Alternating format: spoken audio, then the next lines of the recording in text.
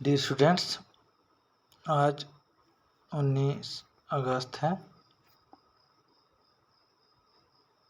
और आज का हमारा टॉपिक है the reactivity series of metals और एक्टिविटी सीरीज ऑफ मेटल्स।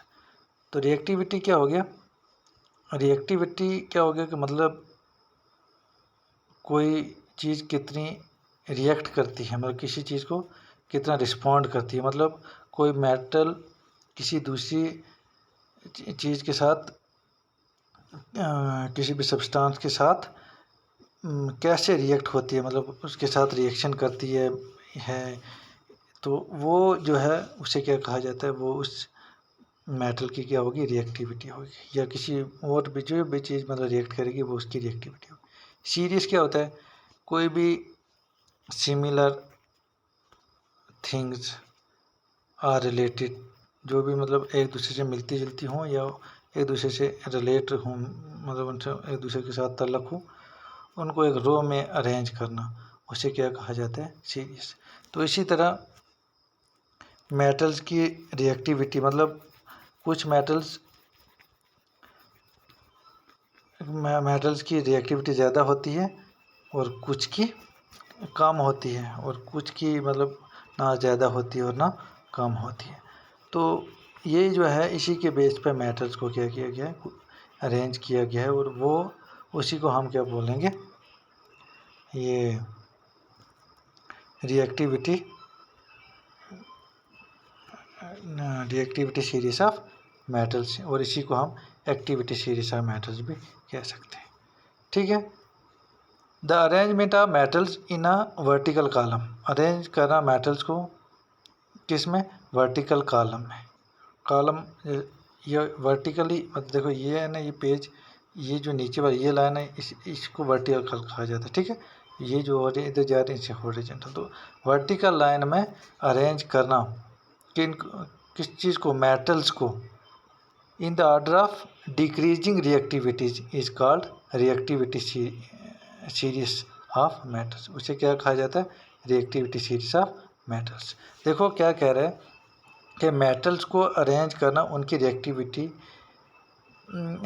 के बेस पे, डिक्रीजिंग रिएक्टिविटी। अब देखो डिक्रीजिंग का मतलब क्या, देखो दो चीज़ें याद रखो, एक होता है डिसेंडिंग ऑर्डर,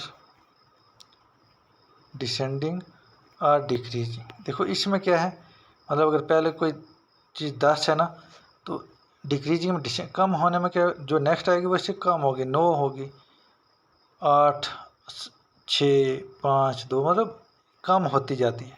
तो जो ज़्यादा से कम होती जाए उसे क्या कहा जाता है, डिसेंडिंग ऑर्डर। तो अब एक होता है असेंडिंग ऑर्डर। क्या होता है, इसको हम डिसेंडिंग को क्या ऑर्डर भी बोलते हैं, डिक्रीजिंग ऑर्डर। एक होता है, एक minute,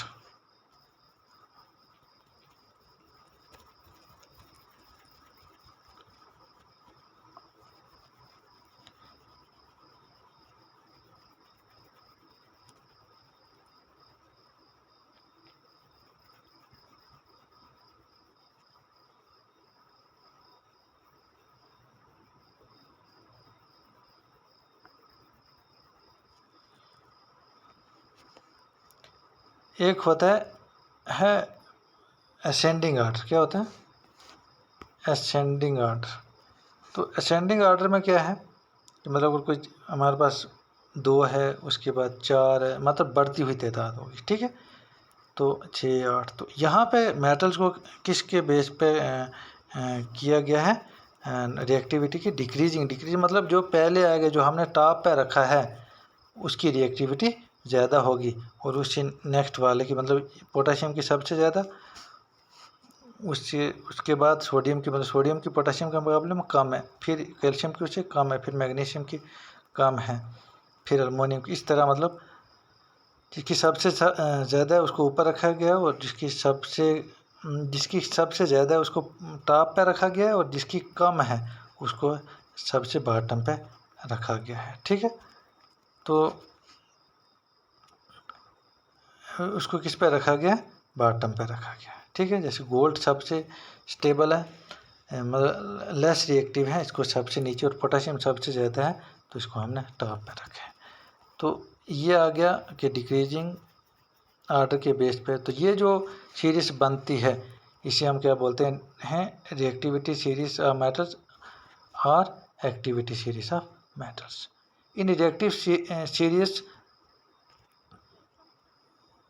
the most reactive metal is placed at the top. जो मोस्ट रिएक्टिव मेटल है उसको कहाँ पर रखा जाता है, टॉप पे। जैसे पोटेशियम सबसे ज़्यादा रिएक्टिव है, इसको हमने सबसे टॉप पे रखा है, ठीक है।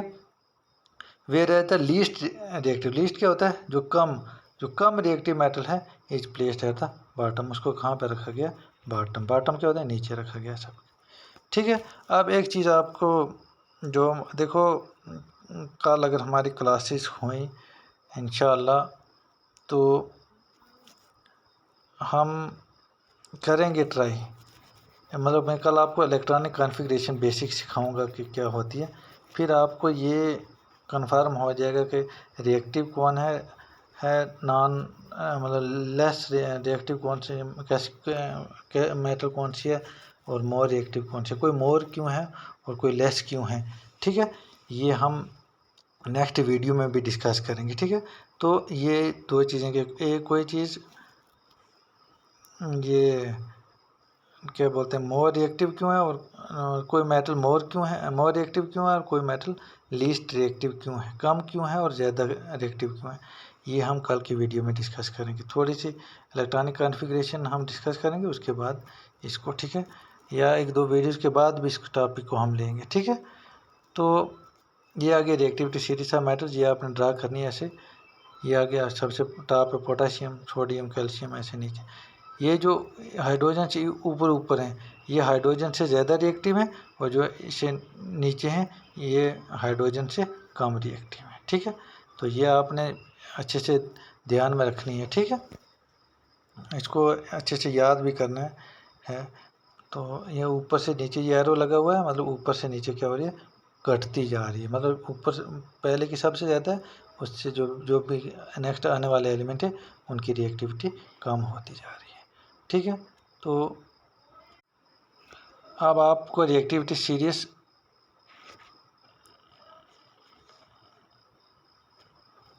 याद कैसे रखनी है, ठीक है, how to remember reactivity series. तो आपने क्या देखना, मोस्ट रिएक्टिव ये ऐसे पोटाशियम है, इसे पी से please stop calling me a careless zebra, instead try learning how copper saves gold. तो ये आप पूरी याद रख सकते हो। पी से पोटाशियम, एस से सोडियम, सी से कैल्शियम, एम से मैग्नीशियम, ए से एल्युमिनियम, सी से कार्बन, जेड से जिंक, आई से आयरन, टी से टिन, एल से लेड, एच से हाइड्रोजन, कॉपर, सिल्वर, गोल्ड। तो ये इससे आप रिएक्टिविटी सीरीज याद रख सकते हो, ठीक है। तो ये है आज का हमारा topic. Thank you very much.